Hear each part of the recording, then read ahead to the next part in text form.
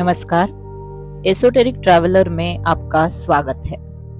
आशा है कि आप सभी इस चैनल के माध्यम से जो भी अनुभव सुन रहे हैं उसे आप रिलेट कर पा रहे होंगे। अगर अभी तक आपने हमारे चैनल को सब्सक्राइब नहीं किया है तो मैं आपसे निवेदन करूंगी कि चैनल को जरूर सब्सक्राइब करें। यह मेरे लिए भी एक प्रेरणा की तरह काम करता है और आपका भी महत्वपूर्ण योगदान होगा कलेक्टिव कॉन्शियसनेस को बढ़ाने में। तो चलिए शुरुआत करते हैं आज के टॉपिक को। आपको बता दूं, मेरी आध्यात्मिक यात्रा शुरू होने से पहले मैं एक बहुत ही नास्तिक टाइप की व्यक्ति थी। मेरी परिभाषा कहूं तो मुझे ना तो भगवान पे फेथ था, ना ही भूतों पे, या यूं कहे कि भगवान या भूत या आत्मा नाम की चीज होती ही नहीं है, यही मेरा मानना था। तो सवाल ही नहीं था कि कोई अगर कुछ बताए और मैं उस पे आंखें बंद करके विश्वास कर लूं। तो जो मेरे अनुभव में नहीं है उसे एक्सेप्ट कर पाना मेरे लिए नामुमकिन था। और जिस तरह के जीवन के अनुभव मेरे रहे हैं, मैंने किसी चीज पर भी आंख मूंद कर विश्वास करना हमेशा टाला है। और आज की तारीख में मानो तो जो सही में अनुभव की कसौटी पर उतरा है उसे ही मैंने स्वीकार किया है। मेरे परिवार में माँ अत्यंत ही भक्तिवादी थी। उन्होंने भक्ति मार्ग पे चलना सदैव ठीक समझा और पिताजी ऑलमोस्ट नास्तिक थे। लेकिन माँ के कहने पर वे कभी कभी माँ के मन के शांति के लिए मंदिर में माथा टेकने चले जाते थे। उनके अंदर से उन्होंने कभी स्वयं भगवान के सामने नहीं झुकना चाहा। बस माँ की सांत्वना के लिए वे वो कहेगी तब वो जो चाहेगी वो करते थे, या फिर कभी कभी अनसुना भी कर देते थे। ऐसे में मैं पिताजी की लाडली बेटी होने के कारण उनके तरफ मेरा अधिक झुकाव था। पिताजी से लगाव होने के कारण उनके कदम पे कदम रख के ही मैं बड़ी हो रही थी। तो नास्तिकता का जो अंश था वो पिताजी की ओर से मुझे मिला था, यह मैं मानूंगी। पिताजी को हॉरर मूवीज देखना, हॉरर कथा पढ़ना काफी पसंद था और मैं पिताजी की बेटी, तो हमारे परिवार में मैं और पिताजी साथ मिलकर हॉरर मूवीज देखते थे, सीरियल्स देखा करते थे। जब बचपन था तो देखने के वक्त थोड़ा डर तो लगता था, लेकिन ये हॉरर सीरीज देखते देखते ना पिताजी ने मेरे माइंड की कंडीशनिंग भी कर डाली थी कि ऐसे भूत आत्मा कुछ नहीं होते हैं, ये तो एंटरटेनमेंट के लिए ये लोग करते हैं। और शूटिंग के टाइम पे वहां पे करीब करीब 100 से 200 लोग सेट पे होते हैं, तब ये सारा शूट किया जाता है। ऐसा बता बता के उन्होंने मेरा माइंड भयमुक्त कर दिया था। तो मैं भी बड़ी रुचि से उनके साथ देखती थी सारी हॉरर मूवीज, वो भी बिना डरे। और मेरी धारणा धीरे धीरे यह बन गई थी कि जितना आंखों से दिखता है बस वही जगत है, जितना भौतिक आंखों के क्षेत्र में आए बस उतना ही जगत है। दूसरी ओर माँ एक ऐसी शक्ति को मानती थी जो कि दिखती नहीं है पर उसका अस्तित्व है। वो मुझे समझाती थी कि भगवान है, तुम्हारे पिताजी का सुन के ऐसा आचरण मत करो, कोई तुमसे शादी नहीं करेगा, कैसे होगा तुम लोगों का। यह बोल बोल कर वह बेचारी थक जाती थी, पर मैं पिताजी की बेटी, उन्हीं की तरह अड़ीग। तो मैंने हमेशा यही सोचा कि ना तो भगवान है और ना ही शैतान, अगर दोनों है तो आज तक किसी को दिखे क्यों नहीं। माँ इतनी पूजा करती है, कभी उसे तो दिखे। तो इस तरीके के सवाल मैं अपने आप से करती थी और अपने आप को शाबाशी भी देती थी, क्योंकि मैंने कुछ तो लॉजिकल अपने आप को बताया था। तो इस तरह से नास्तिक और श्रद्धावान ऐसे दो नावों के बीच में मेरा बचपन गुजरा और युवावस्था का प्रथम पड़ाव भी गुजरा। जब मैं विपश्यना के लिए प्रथम बार गई तो मुझे जो अनुभव अपने भौतिक दृष्टि द्वारा हुए, मुझे यकीन हो गया कि भौतिक जगत से परे भी कुछ ऐसा है जो मुझे अभी जानना जरूरी है। फिर मेरे विविध अनुभव और ज्ञान पाने की अत्यधिक लालसा ने मुझे कुछ रिसर्च करने पर भी मजबूर किया। मुझे पता था कि पुराण, उपनिषद, वेद, इनमें आत्मा, प्रेत योनि, असुर योनि का उल्लेख किया गया है, लेकिन पता नहीं मुझे इस विषय में बुद्ध ने क्या कहा है, इसमें जानने में ज्यादा कौतूहल था। मानो क्योंकि एक मेरा ट्रस्ट, एक बॉन्ड सा बन गया था गौतम बुद्ध से। तो मुझे ऐसा लगता था कि गौतम बुद्ध द्वारा जो भी कहा गया है वो उन्होंने अपने सच्चाई द्वारा प्राप्त किया है, इसलिए वो ज्यादा सत्यनिष्ठ है। तो इन सारे अनुभवों को उन्होंने देखा है और वो मनुष्य थे जिन्होंने इतनी खोज करके इसका ज्ञान किया और अपने शिष्यों द्वारा जनसामान्य तक पहुंचाया। तो मेरे दृष्टि से तो बुद्ध ही मुझे विश्वास दिला सकते थे। तो मैंने काफी रिसर्च करना शुरू किया। पहले तो मुझे लगा था कि अनात्म का सिद्धांत कहने वाले गौतम बुद्ध ने तो निश्चित ही लोगों के कंसेप्ट को भी ठुकराया होगा, लेकिन अधिक पुस्तकें, आर्टिकल पढ़ने के बाद में और स्वयं गोयंका जी के वीडियोस देखने के बाद मुझे समझ में आया कि भगवान बुद्ध ने तो 31 लोकों के बारे में विस्तृत वर्णन किया है और कब और किन कर्मों द्वारा कौन सा प्राणी किस योनि में जन्म लेता है इसका भी विवरण दिया है। तो चलिए जानते हैं इन 31 लोकों के बारे में। तो 31 लोकों को 3 मोटे भाग में डिवाइड किया गया है। पहला होता है कामलोक, दूसरा होता है रूपलोक और तीसरा होता है अरूपलोक। कामलोक में 1 से 11 तक के लोक आते हैं। इसमें है नरक लोक, हम नीचे से ऊपर चढ़ते हुए जाएंगे। इसमें है नरक लोक, ये बहुत ही निम्न स्तर का लोक है। जिन्होंने बहुत ही दुर्धर कर्म किए होते हैं उन्हें इस लोक में जन्म मिलता है। इनका जीवन काफी दुखियारा सा होता है। दूसरा है असुर लोक, इस लोक में बड़े ही चंड और क्रोधी लोगों का जन्म होता है, मतलब जिन्होंने काफी क्रोध किया और क्रोध के अंतर आते ही इन्होंने कुछ ऐसे कर्म किए हैं जिसकी वजह से इनको यहाँ पे असुर लोक में जन्म मिला है।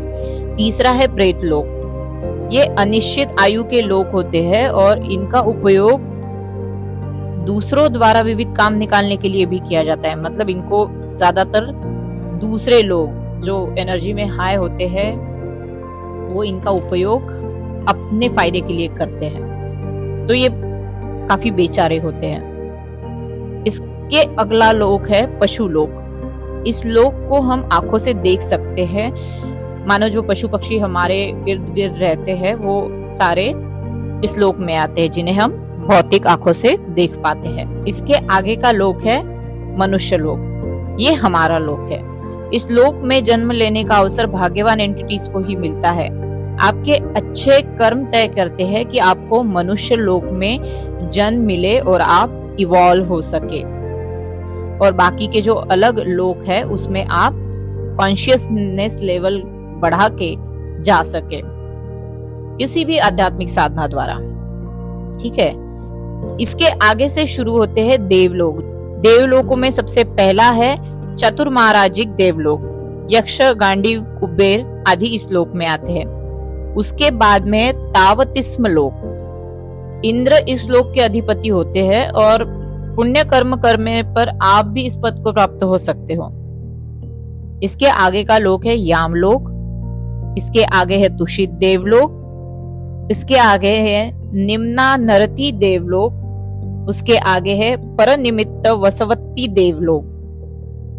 और इसके बाद में आते हैं 12 से लेके 27 तक जो रूप लोक आते हैं, वो आपको मिलते हैं 1 से 4था ध्यान करते हुए जिसकी मृत्यु हो जाती है उस व्यक्ति को। तो 12 से लेके 27 तक के जो रूप ब्रह्म लोक है उसमें 1 से 4थे ध्यान करते हुए अगर कोई व्यक्ति देह त्याग कर देता है तो उसको इस ब्रह्मलोक में जन्म मिलता है। इनके नाम है ब्रह्म परिसज, ब्रह्म पुरोहित, महाब्रह्मा, परिताप, अपमाणाम, आंभसर, परित्त सुब, अपमाण सुब, सुबकीर्ण, वेह फल, असंय सत, अवीह, अतप्पा, सुदस, सुदसी, एक निठ।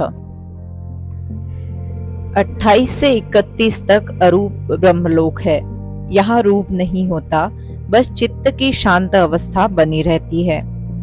इसमें भी अलग अलग ध्यान में पारंगत लोग विभिन्न अरूप ब्रह्मलोकों में जन्म लेते हैं। इन 4 ब्रह्मलोकों के नाम है आकाशांचयातन, दूसरा है विज्ञानांचयातन अकिंचयातन नेव सन्नाना सन्नायातन। ये है बुद्ध के अनुसार विशद किए गए 31 श्लोक। शील, सदाचार, ना करना, दान न करना, दुष्कर्म करना, लूटपाट करना, दूसरों का छल करना आदि कर्म करने वाले मृत्यु पश्चात दुर्गति को प्राप्त होते हैं। शील सदाचार का पालन करने वाले, दानी, उपोषित व्रत करने वाले लोग दूसरे उच्च लोकों में, देव लोकों में या स्वरूप ब्रह्म लोकों में, अरूप ब्रह्म लोकों में जन्म लेते हैं। मनुष्य लोक में जन्म लेना भी भाग्यशाली है, क्योंकि यही एक ऐसा लोक है जहाँ सम्यक संबुद्ध जन्म लेता है। मनुष्य लोक में जन्म लेकर हम धर्म का ठीक तरह से पालन करके एक एक कॉन्शियसनेस की सीढ़ी चढ़कर निर्वाण को प्राप्त कर सकते हैं। तो ये सारी हुई टेक्निकल जानकारी जो कि बुद्ध द्वारा बताई गई थी अपने शिष्यों को। ठीक है, ये सारी जानकारी मैं आपको इसलिए दे रही हूँ कि मैं तो यह जानने के बाद इस दुविधावस्था से बाहर निकल गई हूँ कि मनुष्य जीवन के अलावा भी और कुछ है या नहीं। तो निश्चित ही मानो कि मनुष्य, पशु पक्षी और पौधों के अलावा भी बहुत सारे जीव ऐसे हैं जिन्हें हम अपनी भौतिक सीमित मर्यादाओं से जान नहीं सकते, क्योंकि या तो हम उस सूक्ष्मता या भव्यता के उन कक्षाओं को कॉन्शियसली अचीव नहीं कर पाए हैं। लेकिन अनुभव से कह सकती हूँ कि कभी कभी साधना में चेतना के सूक्ष्म स्तर पर पहुंचने के बाद आप अपने भौतिक अवयवों द्वारा भी इन्हें जान पाते हो। इसलिए साधकों को बस जो दिखता है उसी से सावधान रहने की जरूरत नहीं है, बल्कि जो नहीं दिखता है उससे भी आपको सावधान रहना जरूरी है। जब आप साधना के अच्छे लेवल पर पहुंच जाते हो तो डिसएम्बॉडीड एंटिटीज भी आपकी एनर्जी की ओर आकर्षित होते हैं। आपने विपश्यना के पहले शिविर के दौरान गुरुजी के डिस्कोर्स में ये कहते हुए देखा होगा और सुना होगा उन्हें कि कहीं भी बाहर बैठकर, मतलब धम्मा हॉल के बाहर बैठकर आपको साधना खुले में नहीं करनी है, क्योंकि जब आप साधना में पूरी तरह पके ना हो और आपको अभी तक अपनी एनर्जी को हैंडल करना नहीं आता है, ऐसे में कोई अभौतिक एंटिटी या ऊर्जा आपसे चिपक सकती है या आपकी तरफ खींची चली आ सकती है। तो इसीलिए रैंडमली खुले में साधना नहीं करनी चाहिए। जब आपके गुरु या आचार्य जो इन चीजों के बारे में अच्छी तरह से समझते हो वो आपके साथ है और उनकी इंस्ट्रक्शन है, तभी जाके उनके प्रेजेंस में आप यह कर सकते हो। अन्यथा आप घर में भी एक विशिष्ट रूम में खास जगह हर रोज एक समय ही एक जगह ही एक ही आसन पर बैठ के अपनी साधना करें, ताकि एक कॉन्शियस प्रोटेक्टिव ऊर्जा की तरंग वहां पे पैदा हो सके। तो किसी भी मूर्खता के आधार पर ये ना माने कि बस मनुष्य ही पृथ्वी पर है। हमारे अलावा भी बहुत ऊर्जाएं या एंटिटीज पृथ्वी पर ब्रह्मांड के क्षेत्र में संचार करती हैं। इसका ध्यान रखें। आचार्य गोयंका जी का भी एक अनुभव इसी विषय में मेरे पढ़ने में आया था कि वे एक विपस्सना केंद्र में साधकों से मिलने जा रहे थे, तो उन्हें ऊपर के फ्लोर से ग्राउंड फ्लोर पर चल के आना था सीढ़ियों द्वारा। कुछ सीनियर साधकों ने दूर से ही देखा कि वे सीढ़ी पर खड़े हैं और कुछ बोल रहे हैं। थोड़ी देर बाद वे सीढ़ी से उतरकर नीचे आए और उन्होंने, जो साधक उनका नीचे वेट कर रहे थे, उनसे कहा कि एक प्रेतात्मा सीढ़ियों पर खड़ी थी और मंगल मैत्री की याचना कर रही थी। तो वे उस प्रेतात्मा को मंगल मैत्री दे रहे थे और इसी कारण से वे वहां खड़े थे और उन्हें नीचे आने में थोड़ी देर हो गई। तो आप समझ सकते हैं कि आचार्य गोयंका जी एक बहुत ही उन्नत श्रेणी के गुरु थे, लेकिन उन्होंने कभी इस बात का आडंबर नहीं किया, ना ही प्रेतात्मा या डिसएम्बॉडीड एंटिटीज के बारे में बहुत सार्वजनिक वक्तव्य किए। उनकी टीचिंग्स एक गृहस्थ के लिए और आज के काल के सभी साधकों के लिए काफी वेल अवेयर थी। तो बस यही था आज का वीडियो का सार। इस वीडियो के द्वारा मैं कोई भी अंधश्रद्धा नहीं फैला रही हूँ। इस वीडियो के माध्यम से मैं बस आपको यही अवेयर कराना चाह रही हूँ कि ऊर्जाओं के डिफरेंट स्तर होते हैं और हम हमारी आंखों से नहीं देख पाते। इसका मतलब है नहीं कि वो जो चीजें हमें दिखती नहीं है वो एग्जिस्ट नहीं करती। तो बस यही था आज के वीडियो का सार। वीडियो आपको मददगार लगे तो लाइक शेयर जरूर करें। कमेंट में आपके साधना से जुड़े अनुभवों को भी बताएं और चैनल को सब्सक्राइब करके कलेक्टिव कॉन्शियसनेस बढ़ाने में भी सहायता करें। मैं मिलती हूँ आपको अगले वीडियो में एक नए टॉपिक के साथ। तब तक के लिए सबका मंगल हो, सबका कल्याण हो।